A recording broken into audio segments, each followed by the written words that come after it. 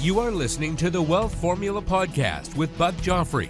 Get ready to change your life. Welcome, everybody. This is Buck Joffrey with the Wealth Formula Podcast, coming to you from Montecito, California. And before we begin today, I want to remind you that there is a website associated with this particular podcast. It's called wealthformula.com. And that's where you can go for a number of resources that are related to this particular podcast, including the place where you go to sign up for various lists, such as our Accredited Investor Club. If you are an accredited investor, make sure you go to wealthformula.com, sign up, get onboarded, and potentially see some deal flow coming your way that's not available to your general public. Well, today we're going to talk about some of the challenges with real estate and, with housing during our actual interview. But during the interview itself, it reminded me of politics, right? It reminded me of what we're kind of going through right now and made me feel like just commenting on that, which is sort of this old adage that, you can disagree without being disagreeable, right?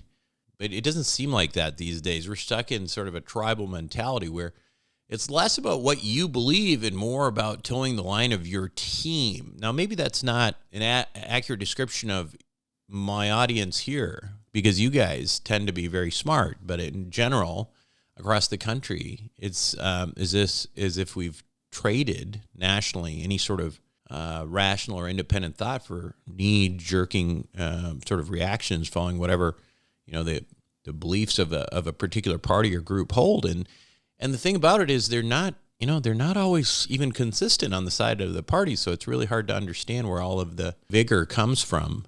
But it reminds me a lot more of the way I am with the Minnesota Vikings than anything that should be related to politics. So, I am a diehard Minnesota Vikings fan. Why? Because I've been watching them since I was 5 years old. I've not lived in Minnesota in, 30 years. But for some reason, that's my team.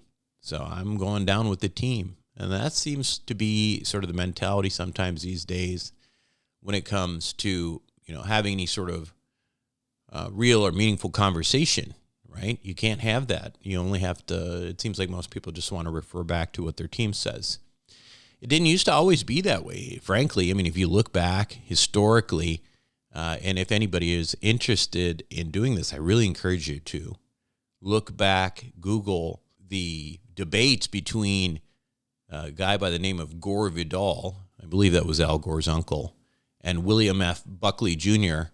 And these guys were, this was back in the 60s, and these guys were about as far apart politically as you can get. Vidal was a quintessential liberal intellectual, and Buckley was a conservative, and he was, really, really smart guy too. And their debates in the late 60s were intense.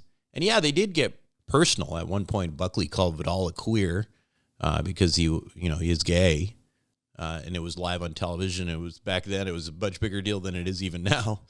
Vidal stopped back and called Buckley a crypto-Nazi, which is kind of funny because a crypto-Nazi just seems like such a highfalutin way to insult somebody. But anyway, not exactly what you'd call polite conversation anyway, but underneath all of that, there was a tremendous amount of substance. They were engaging with real ideas. They weren't just parroting talking points from their teams. They were thinking, challenging, sharpening their viewpoints in the process. It's a sort of like intellectualism that I like in general, that I think that used to be part of the discussion, part of the landscape of American politics even, but it's kind of not really there so much anymore. When you look at the political landscape today, it's really about, it's less about exchanging ideas and more sort of shouting down the opposition and insulting each other. And it really is on both sides. I know each side will say that it's just, it's the other side, but it is really both sides.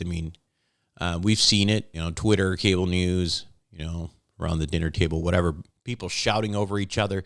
It's like now people are even afraid to go to Thanksgiving because they're like, oh, great, my brother is there. I have a friend who's just stopped speaking to his brother because they disagreed on politics. One's a Trump supporter, one's not.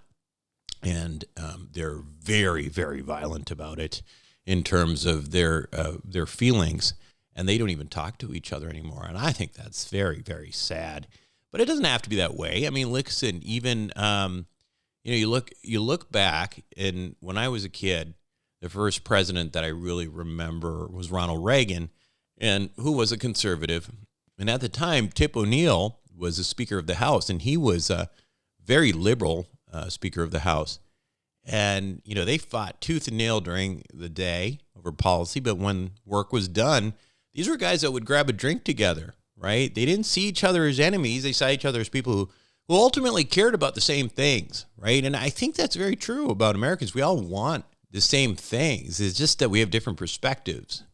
Just imagine that kind of relationship between a president and a Speaker of a House of opposite parties now. I mean, it's even just kind of laughable to even think that could happen. But the big takeaway from relationships like Reagan and Tip O'Neill or Vidal and Buckley is that they didn't let their differences destroy their conversations or respect for one another. And again, I feel like somewhere along the line, we forgot how to do that these days. It feels like we are not listening to understand necessarily. We're just listening to respond.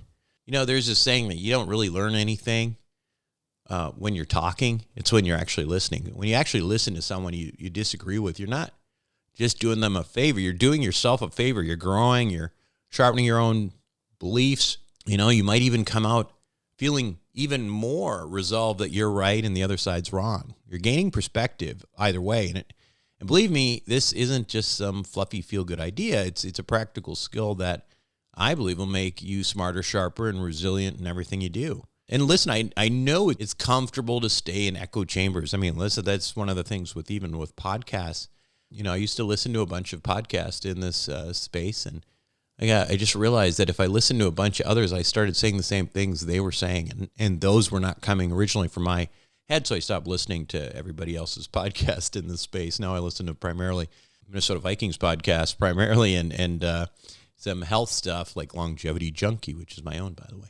So anyway, how do we start having these real conversations again? And I mean, it starts with the mindset shift, in my opinion. First, we need to drop the notion that every conversation is a game that needs to be won. It's not. In fact, the minute you get a discussion with the mindset of winning, you've already lost the opportunity to really learn something. And next, we need to be willing to ask ourselves the hard questions. Am I holding this belief because I thought it through, or because, that's what my team says, right? Let's bring it back to basics. And whatever you think is fine. Independent thought is what I'm really advocating here. Again, listening to understand, not just respond. And most importantly, disagreeing without being disagreeable.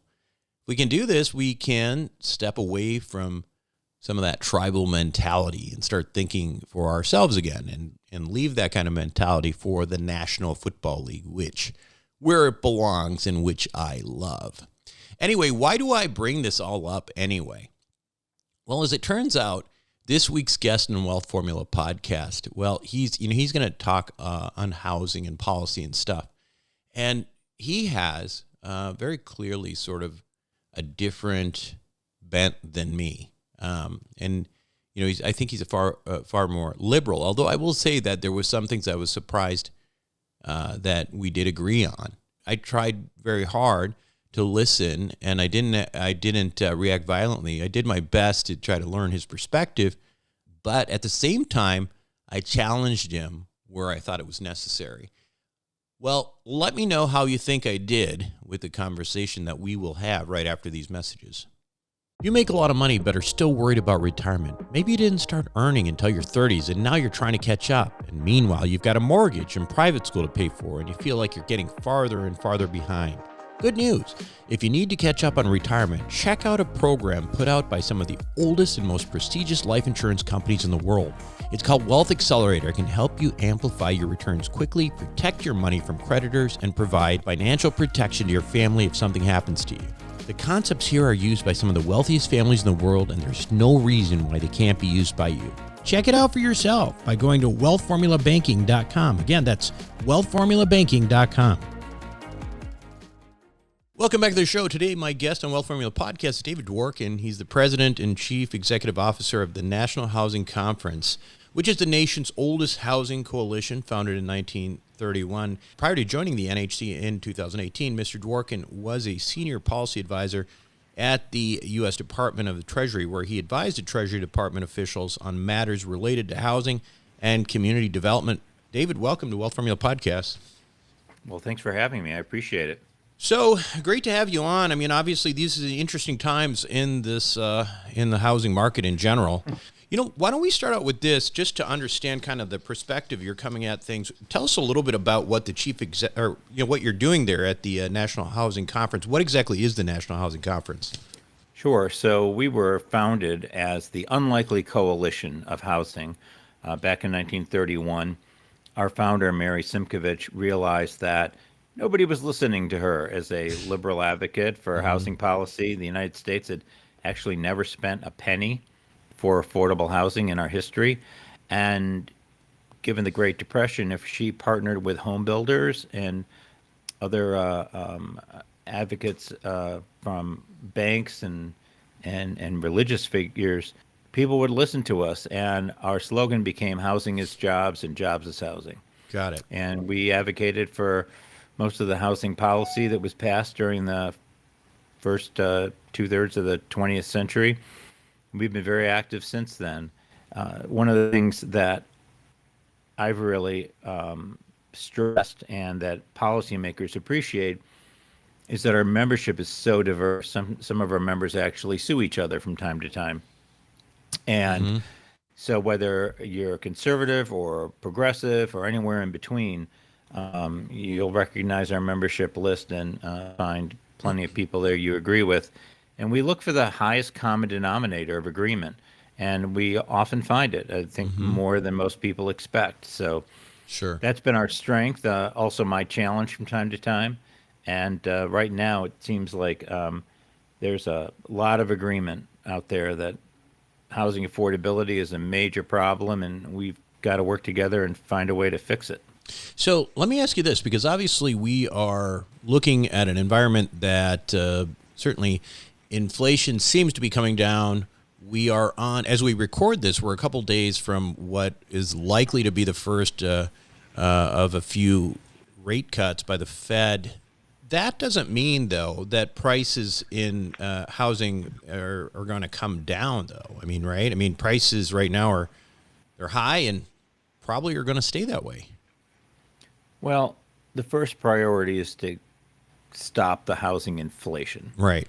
And I think generally inflation has slowed down quite a bit. We're getting close to the Fed's target, which is terrific.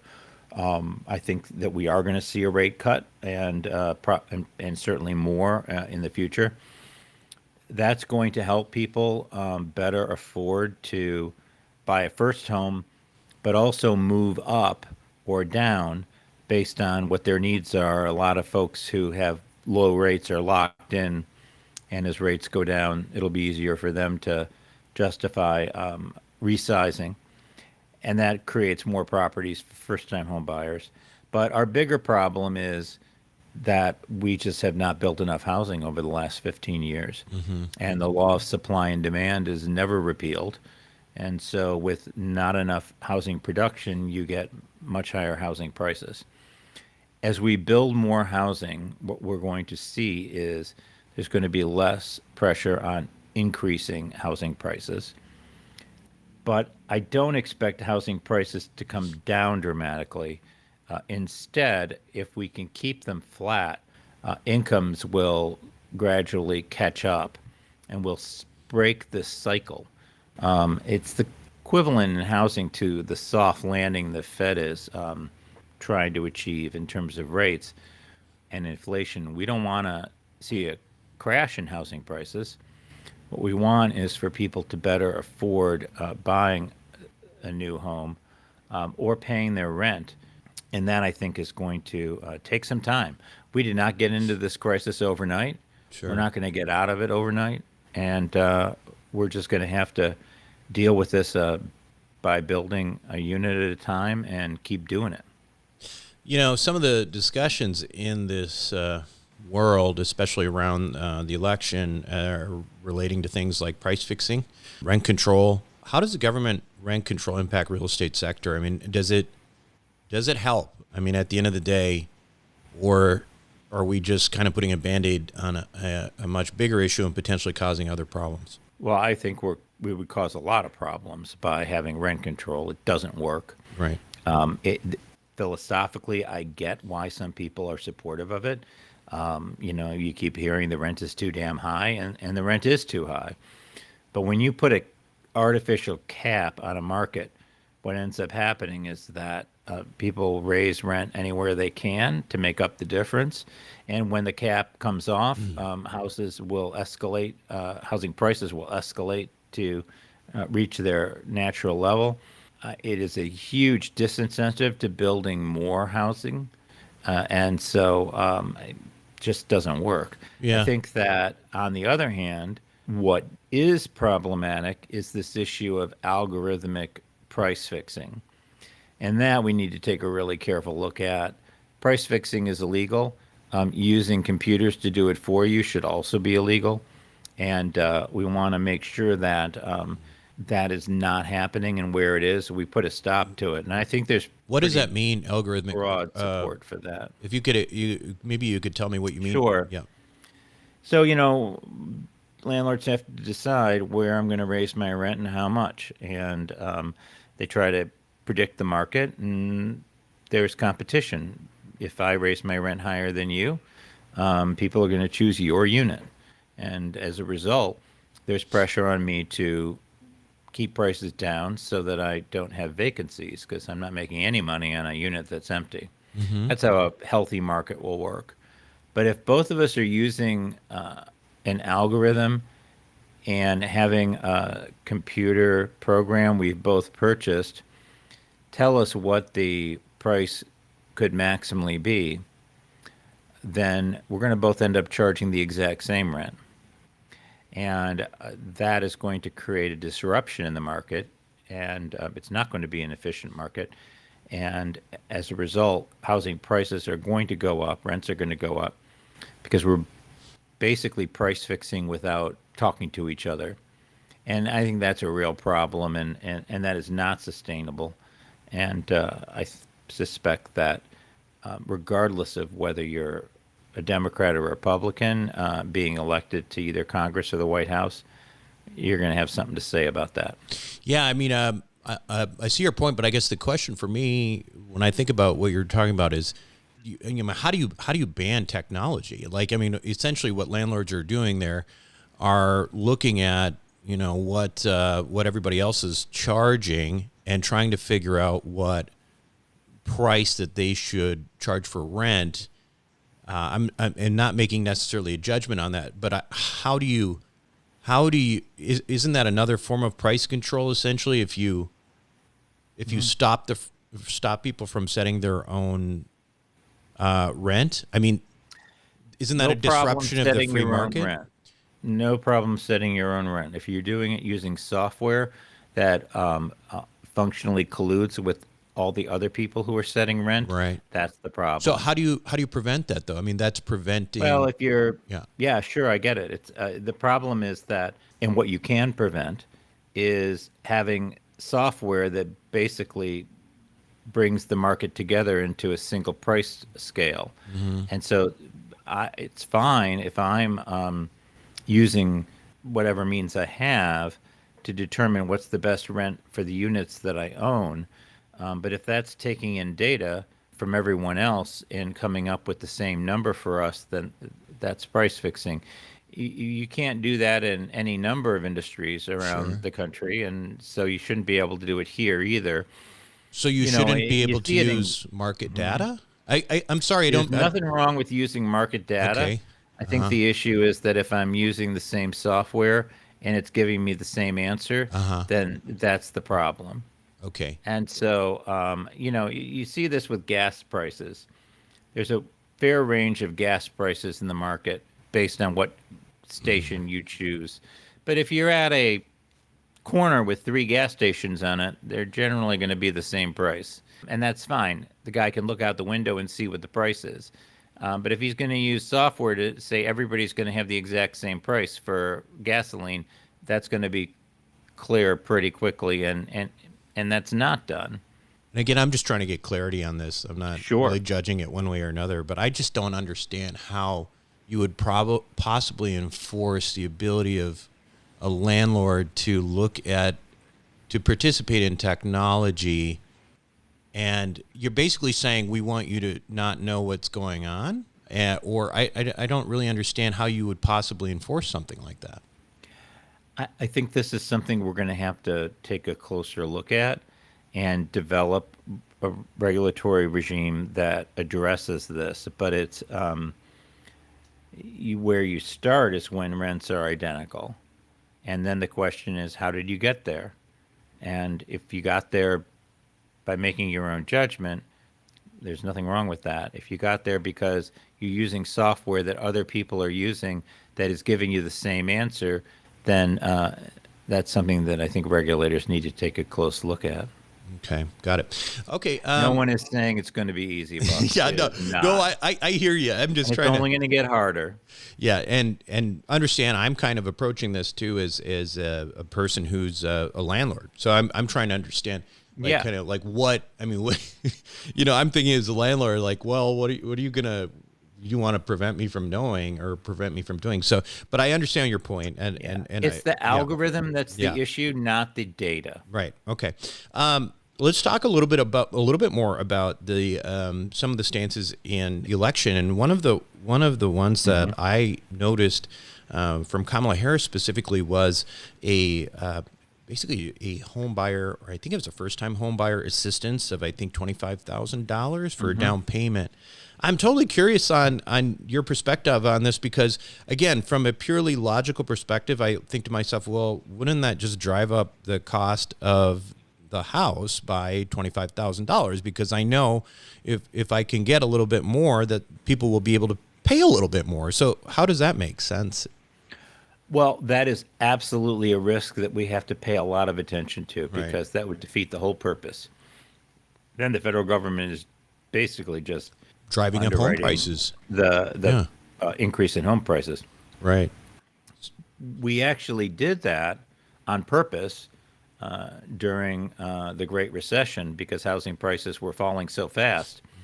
Tried to put a brake on it by allowing home buyers, first-time home buyers in particular, to get a tax credit after the sale of the house. That's very different than offering targeted first-time home buyer down payment assistance, and that would be applicable at the closing table.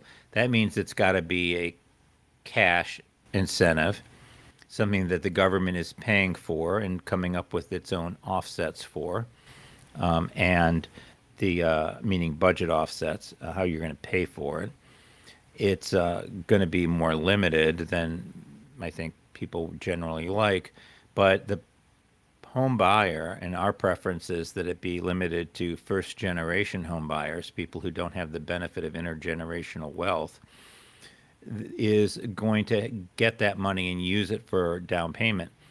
If you're getting it as a tax credit at the end of the year, you actually weren't able to use it for down payment at all. Right. And, so it sort of negates the point because you didn't have the point. Yeah, you negated the whole idea because you had somebody who could afford it in the first place, right? So that's right. And so I think that in application, that this is going to be highly targeted, and it can help, but it has to be done in conjunction with supply. You've got to increase the supply at the same time, and if you're not, then it won't help. If you do, however, I think it does it's an important part of the holistic approach to increasing home ownership in a responsible way.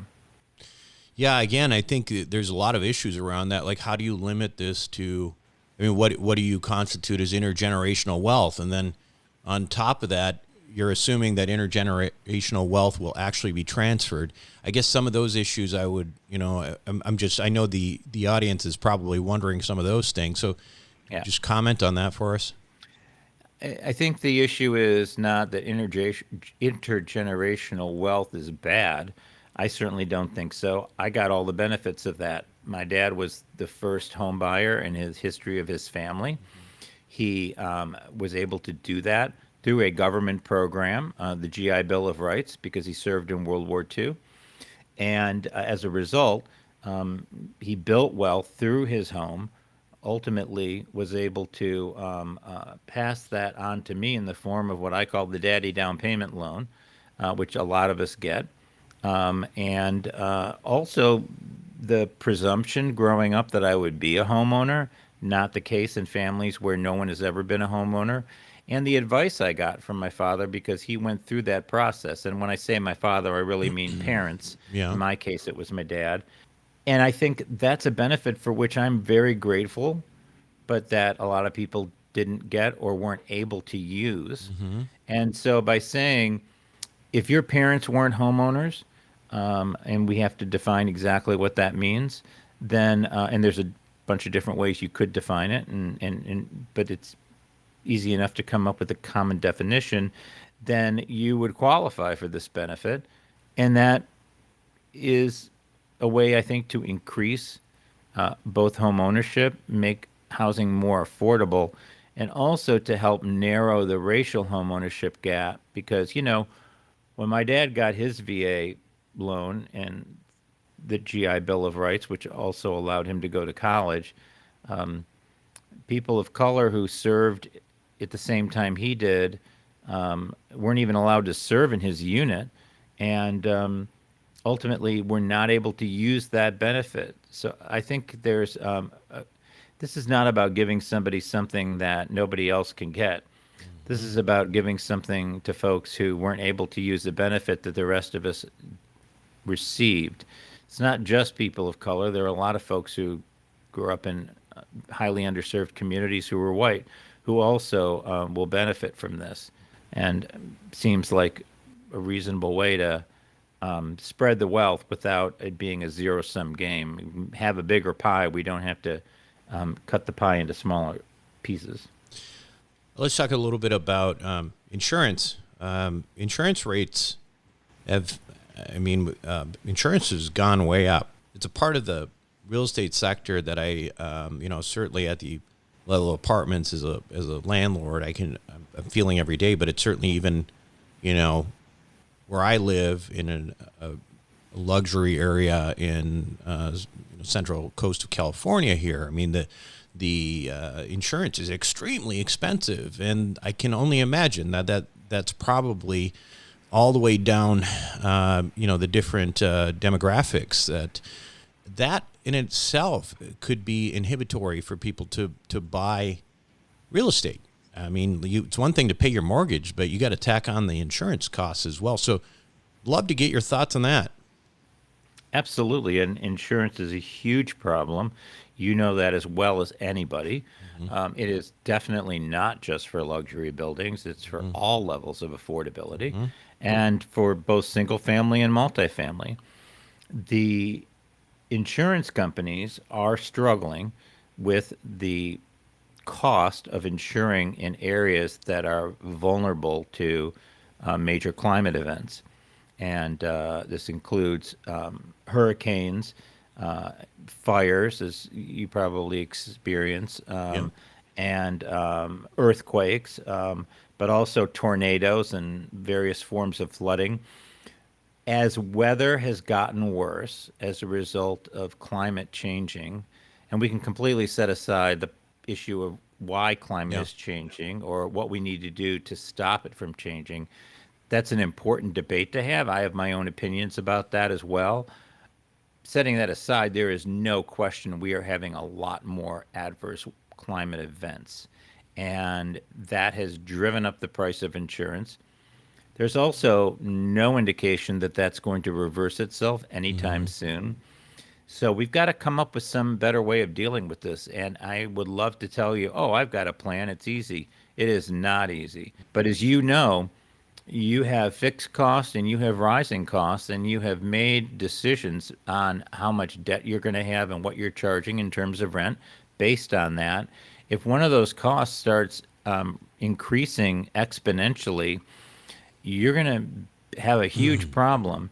Now, if it's a market rate building, you're going to raise rents to make up for that.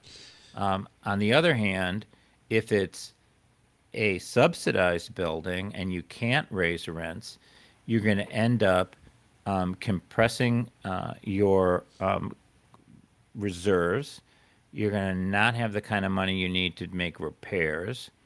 And if you're building housing, you're going to end up with using more subsidy, which means fewer units. So it's just not sustainable for anybody. And it used to be, well, this was a coastal problem. If you choose to build in a floodplain on the coast, that's, your problem. That is not the case anymore. We're seeing this all over. And we're going to have to deal with it as a nation. We cannot ignore this problem anymore. And if we do, it's at our peril.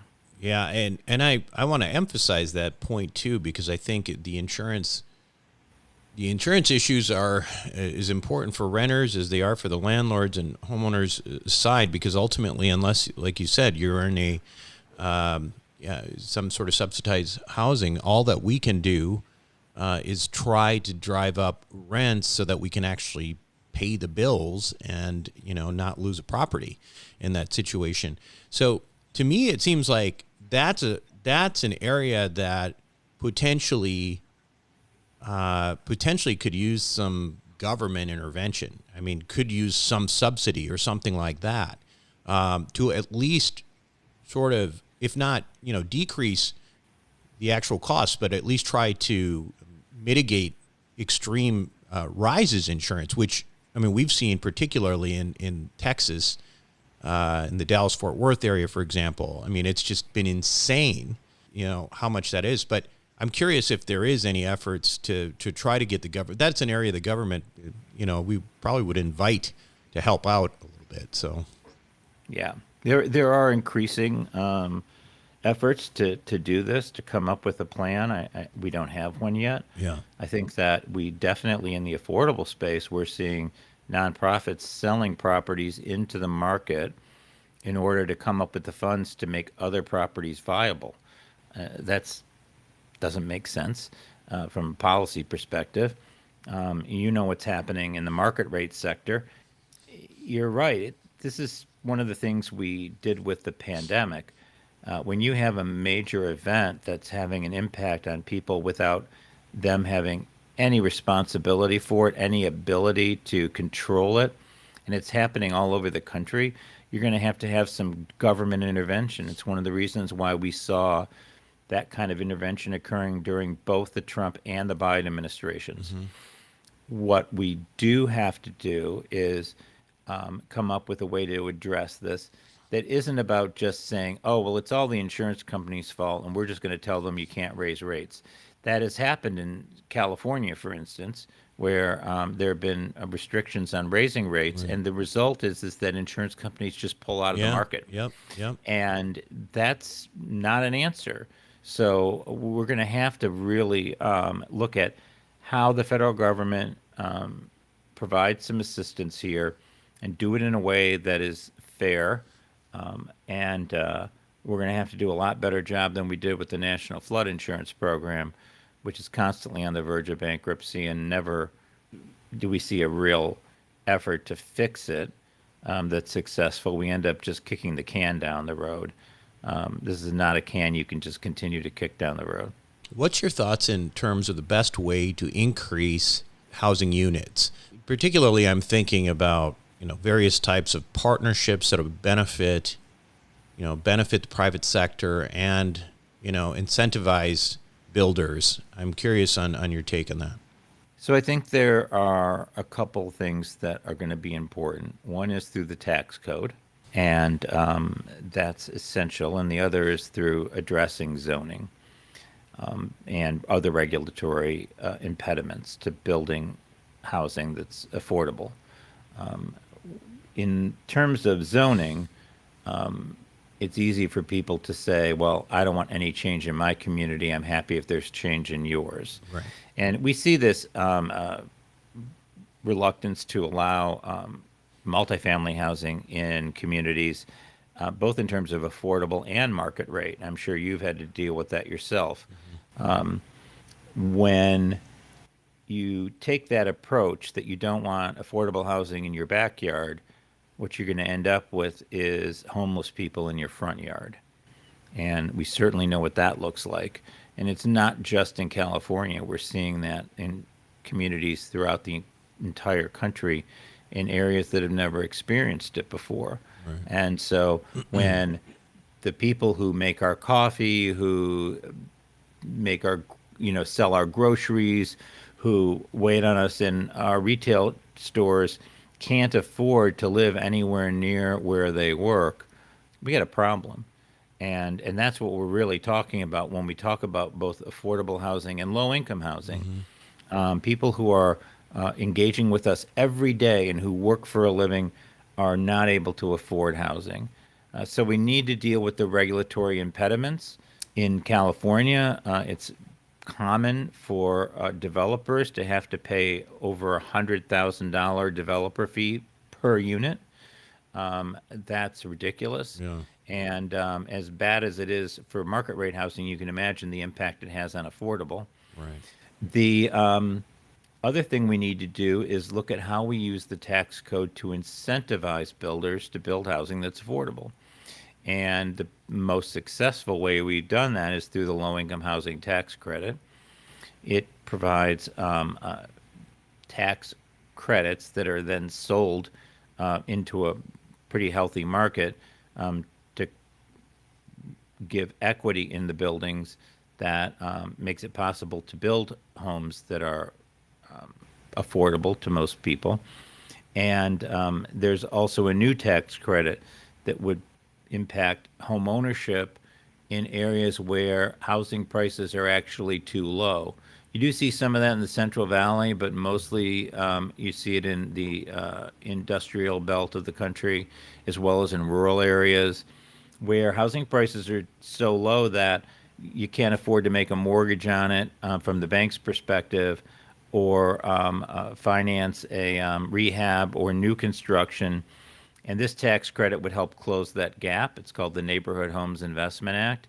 Both of these bills, the expansion of LIHTC and the creation of the Neighborhood Homes Investment Tax Credit, are supported by as many Republicans as Democrats. And I think that any new tax bill we have should, and I think is reasonably likely to include these provisions when Vice President Harris talks about this, and when in the Republican platform they refer to tax credits and tax incentives. These are the two pieces of legislation they're generally referring to, and it's going to be an important part of building a lot more housing. Well, David, it's been great talking to you. These are obviously very complicated issues, and I really do appreciate your perspective on them. Well, thank you for having me, and I appreciate the work you do in this space. We just need more housing, and everybody who's working on that is making a contribution. Thanks a lot. We'll see you. Hopefully, I'll have you again on the show in the future. Thank you. Love to do it.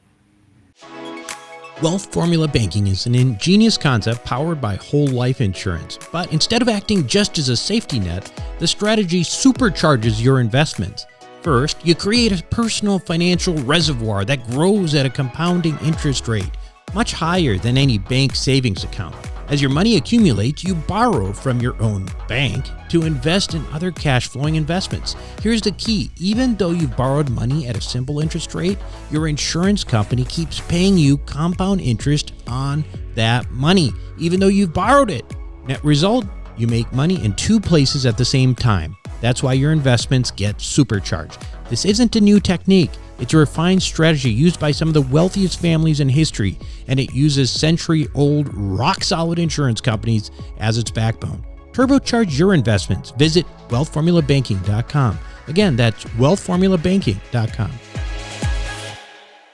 Welcome back to the show, everyone. Hope you enjoyed it. And just a reminder, if you have not done so yet, check out wealthformula.com. And make sure to join the Accredited Investor Club if you have not done so. There is some real opportunities for tax saving type investments at the end of this year. And hopefully you'll get an opportunity to get exposed to that if you go to wealthformula.com, sign up for the Accredited Investor Club, and get onboarded ASAP. Another thing, remember I do have this longevity podcast called Longevity Junkie that is really starting to do really, really well. And I think you'd really enjoy it. It's really designed for people who are non-medical, who are interested in understanding the science of longevity. So check it out. That's it for me this week on Wealth Formula Podcast. This is Buck Joffrey signing off. Thank you for listening to the Wealth Formula Podcast. Visit us on the web at wealthformula.com. The information contained in this podcast are opinions, not fact. As always, consult your own financial team before making any investment. See you next time.